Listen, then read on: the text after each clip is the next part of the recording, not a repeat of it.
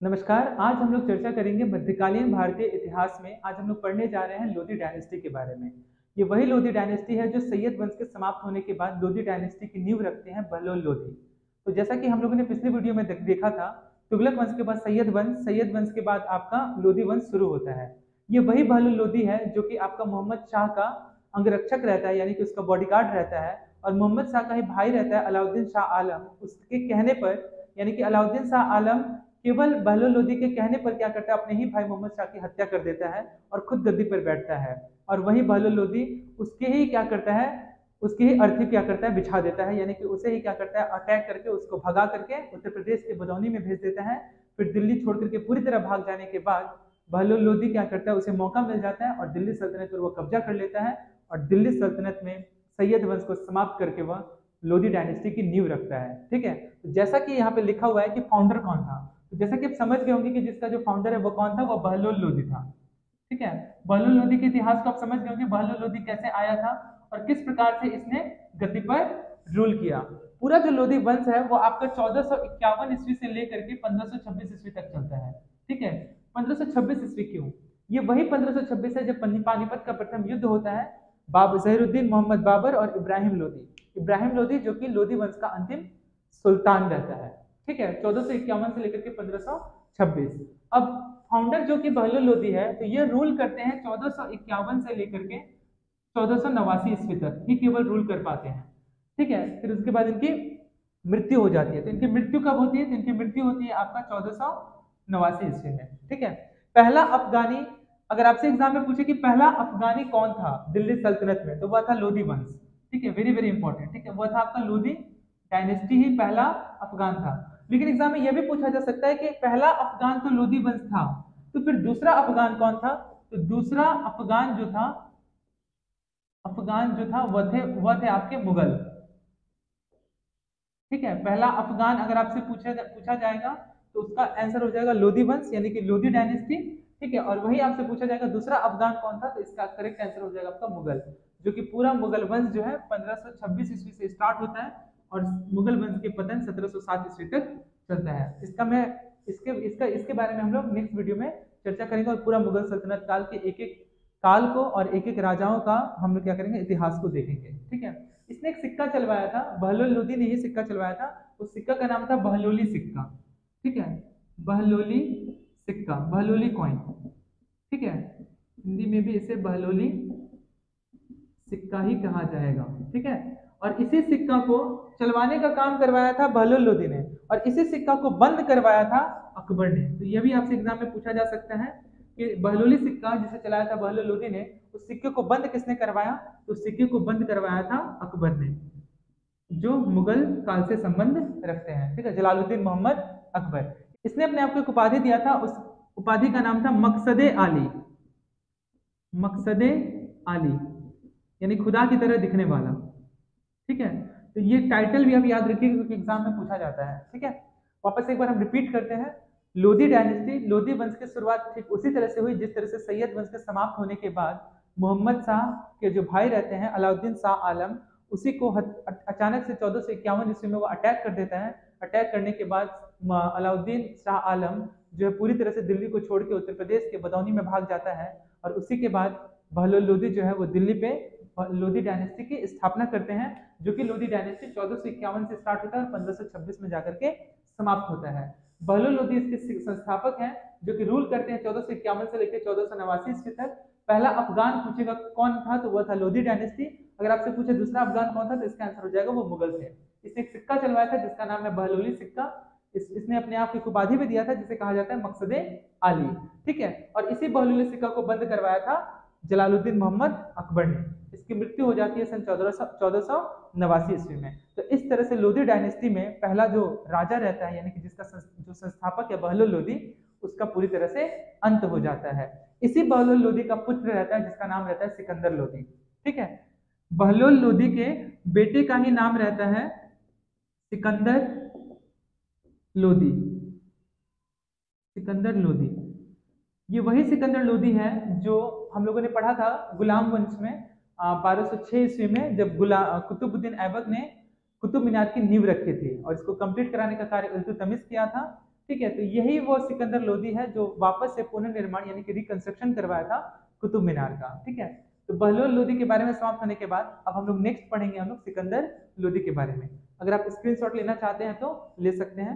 Next हम लोग चर्चा करेंगे सिकंदर लोदी के बारे में, जो कि बहलोल लोदी का ही पुत्र था। ठीक है, सिकंदर लोदी गद्दी पर बैठता है 1489 ईस्वी में, यानी कि बहलोल लोदी के ठीक मरने के बाद ही वह गद्दी पर बैठता है 1489 में, यानी 1489 में। ठीक है, 1504 में वेरी वेरी इंपॉर्टेंट आपसे एग्जाम में पूछा जा सकता है कि आगरा शहर को किसने बसाया था। तो आगरा शहर को बसाने वाला था सिकंदर लोदी 1504 ईस्वी में। 1506 में कैपिटल क्या करता है, यानी कि ठीक 2 साल बाद 1504 में आगरा शहर को बसाने के बाद, यानी कि ठीक 2 साल बाद ये क्या करता है, आगरा को ही इसके क्या करती है, अपना राजधानी बना लेता है।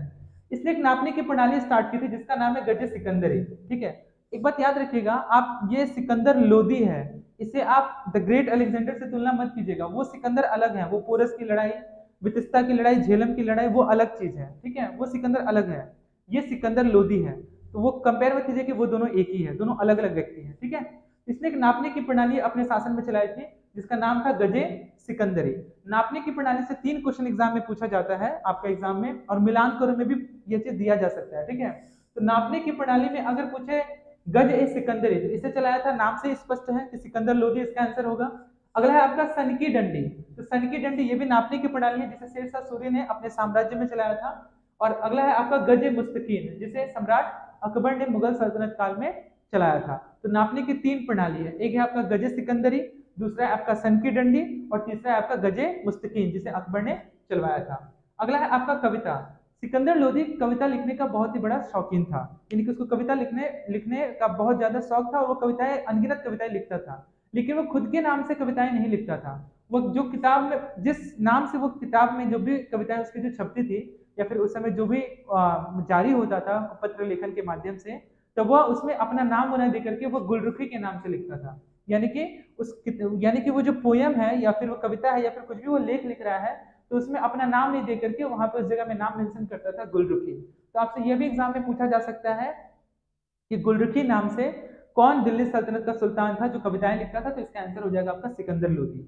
नेक्स्ट है आपका बुक, इसने 2 किताबें भी लिखी थी। एक का नाम है फरहंग ए सिकंदरी, जिसका संबंध आयुर्वेद से है, यह भी आपसे एग्जाम में पूछा जा सकता है। ठीक है, आयुर्वेदा से है। ठीक है, फरहंग ए सिकंदरी, और लज्जते सिकंदरी, ये इसका संबंध आपका संगीत से है, यह भी आपसे एग्जाम में पूछा जा सकता है। ठीक है, 2 किताब था, फरहंग ए सिकंदरी जिसका संबंध आयुर्वेद से था, दूसरा है लज्जते सिकंदरी, इसका संबंध संगीत से था। ठीक है, तो ये समझ गए होंगे आप लोग। तो इस तरह से सिकंदर लोदी का जो शासनकाल है वो पूरी तरह से समाप्त होता है, और 1517 ईस्वी में इसकी क्या होती है, मृत्यु हो जाती है। ठीक है, 1517 ईस्वी में इसकी मृत्यु हो जाती है। फिर गद्दी पर बैठता है आपका अंतिम सुल्तान जो हम लोग पढ़ेंगे, इब्राहिम लोदी। सिकंदर लोदी यमुना नदी पर नहाने पर पूरी तरह से पाबंदी लगा दिया था। क्यों लगा दिया था, क्योंकि यमुना नदी उस समय पीने के काम आता था, यानी कि जो भी यमुना नदी में नहाने की कोशिश करता था या फिर जो नहा लेते थे उसे वो दंडित करता था। तो ये भी पॉइंट आप ध्यान में रखेंगे। ठीक है, तो ये जो कुछ मूल बिंदु है, कुछ पॉइंट है जो कि एग्जाम के पर्पज से वेरी वेरी इंपॉर्टेंट है। उम्मीद करता हूं कि सिकंदर लोदी से संबंधित जितने भी प्रश्न हैं आपको अच्छे से समझ में आया होगा। वापस एक बार रिपीट कर देता हूं मैं। सिकंदर लोदी 1489 से 1517 में इसकी मृत्यु हो गई थी। अपने पिता के मरने के बाद ये तुरंत गद्दी पे बैठता है। 1504 में आगरा शहर को यह बसाता है, और इसी आगरा शहर को ठीक 2 साल बाद यानी कि 1506 में इसे अपना कैपिटल बना लेता है। नापने की 3 प्रणाली है, गजे सिकंदरी सिकंदर लोदी, सन की डंडी शेरशाह सूरी, गजे मुस्तकीन सम्राट अकबर। ये कविताएं लिखता था लेकिन खुद के नाम से कविताएं नहीं लिखता था, गुलरुखी के नाम से लिखता था। 2 किताब लिखा था यह, फरहंग ए सिकंदरी और दूसरा लज्जते सिकंदरी। एग्जाम में पूछा जा सकता है कि फरहंग सिकंदरी का संबंध आयुर्वेद से है और लज्जते सिकंदरी का संबंध संगीत से है। यह भी पूछा जा सकता है कि किस भाषा में लिखा था इसने। तो इसने यह दोनों किताब जो है फारसी भाषा में लिखा था। तो आप चाहे तो इसका स्क्रीनशॉट ले सकते हैं। उम्मीद करते हैं कि सिकंदर लोदी से संबंधित सभी प्रश्न आपको अच्छे से समझ में आए होंगे। अब हम लोग डिस्कस करेंगे लोदी वंश के अंतिम सुल्तान यानी कि इब्राहिम लोदी के बारे में। चलिए अब हम लोग शुरू करते हैं और लास्ट पढ़ते हैं इब्राहिम लोदी के बारे में, जो कि बहलोल लोदी वंश का अंतिम सुल्तान रहता है। तो लोदी वंश में इस तरह से हम लोगों ने टोटल 3 सम्राटों को देखा। पहला बहलोल लोदी जो कि खुद ही इसका संस्थापक रहता है। बहलोल लोदी का ही पुत्र रहता है जिसका नाम रहता है सिकंदर लोदी, और सिकंदर लोदी के बाद अंतिम सुल्तान रहता है इब्राहिम लोदी। तो इब्राहिम लोदी जो है ठीक सिकंदर लोदी के मरने के बाद एक गद्दी पर बैठता है सन 1517 ईस्वी में, और 1526 ईस्वी में इसकी मृत्यु हो जाती है। मृत्यु कहाँ पे होती है? मृत्यु इसकी पानीपत के युद्ध में होती है। तो आपसे एग्जाम में पूछा जा सकता है कि first battle of Panipat, Panipat कहाँ पे है? ठीक है ना, फर्स्ट बैटल ऑफ पानीपत। तो फर्स्ट बैटल ऑफ पानीपत आपका होता है आपका 20 अप्रैल 1526 ईस्वी में। किसी किसी किताब में आपको 21 अप्रैल भी मिलेगा, ठीक है, वो भी आप ध्यान में रखेंगे। ठीक है, 20 अप्रैल हो, अगर 20 और 21 दोनों अगर डेट दिया रहा है एग्जाम में कि पानीपत का प्रथम युद्ध कब हुआ था, आपके पास अगर ऑप्शन हो 20 अप्रैल, 21 अप्रैल, 22 अप्रैल, 23 अप्रैल, तब उस कंडीशन में आप आंसर टिक कीजिएगा 20 अप्रैल को। ठीक है, आप चाहे तो एग्जाम में 21 अप्रैल भी अगर आंसर राइटिंग अगर मेंशन करते हैं तो वो गलत नहीं माना जाएगा, वो सही ही होगा। अगर प्रीलिम्स के हिसाब से अगर देखा जाए तो अगर 20 अप्रैल, 21 अप्रैल अगर ऐसे डेट दिया हुआ है तो आप टिक कर सकते हैं 20 अप्रैल पे। ठीक है, तो पानीपत का जो प्रथम युद्ध हुआ था वह इब्राहिम लोदी यानी कि दिल्ली सल्तनत, लोदी वंश के अंतिम सुल्तान इब्राहिम लोदी और बाबर के बीच में हुआ था। ठीक है, यहाँ पे मैं लिख दे रहा हूं, इब्राहिम लोदी, इब्राहिम लोदी और बाबर के बीच हुआ था। ठीक है, इब्राहिम लोदी और बाबर के बीच में होता था। इब्राहिम लोदी इस युद्ध में हार जाता है और बाबर क्या होता है? जीत जाता है, और जीतने के बाद ही वह मुगल सल्तनत का परचम लहराता है। रणभूमि में मारा जाने वाला दिल्ली सल्तनत का एकमात्र ऐसा सुल्तान रहता है जो कि रणभूमि में ही इसकी मृत्यु हो जाती है। इसका मकबरा कहाँ पे है? इसका मकबरा पानीपत में है, क्योंकि इसकी लड़ाई ही हुआ था पानीपत में। पानीपत आपसे पूछा जा सकता है कि यह किस राज्य में है, तो इसका आंसर हो जाएगा यह हरियाणा राज्य में है। ठीक है, ये अभी आप ध्यान में रखेंगे। और 1526 ईस्वी में क्या हो जाती है? इसकी मृत्यु हो जाती है। तो इस तरह से लोदी वंश का अंत होता है पूरी तरह से। वापस एक बार रिपीट करते हैं, इब्राहिम लोदी 1517 से 1526 तक रूल करता है। लास्ट रूलर होता है यानी कि अंतिम शासक लोदी वंश का। रणभूमि में मारा जाने वाला एकमात्र दिल्ली सल्तनत का सुल्तान। इसका मकबरा कहाँ पर? इसका मकबरा पानीपत में है जो कि हरियाणा राज्य में है। इसकी मृत्यु 1526 ईस्वी में हुई। कब हुई, कहाँ हुई? तो फर्स्ट बैटल ऑफ पानीपत में हुई 20 अप्रैल 1526 ईस्वी में, पानीपत जो कि हरियाणा में है। इब्राहिम लोदी और बाबर के बीच में यह युद्ध होता है जिसमें बाबर जीत जाता है और इब्राहिम लोदी हार जाता है और इसी युद्ध भूमि में मारा जाता है। तो इस प्रकार से पूरा लोदी डायनेस्टी जो है वह समाप्त हो गया। नेक्स्ट क्लास में हम चर्चा करेंगे मुगल सल्तनत के बारे में, और उसमें हम लोग टॉपिक पढ़ेंगे बाबर के बारे में। ठीक है, फिर बाबर के पिताजी का नाम उमर शेख मिर्जा था। ठीक है, उनकी माँ का नाम कुतुब निगार था। बाबर का पूरा नाम जहीरुद्दीन मोहम्मद बाबर था। तो वो बाबर यानी कि मुगल सल्तनत के इतिहास को हम लोग एक एक करके देखेंगे। ये क्वेश्चन आप जरूर याद रखिएगा कि पहला अफगान कौन था, तो वह था लोदी डायनेस्टी, और दूसरा अफगान कौन था, तो इसका आंसर हो जाएगा वो आपका मुगल था। ठीक है, उम्मीद करते हैं कि पूरा लोदी डायनेस्टी आपको अच्छे से समझ में आया होगा। आज के लिए इतना ही, बहुत बहुत धन्यवाद।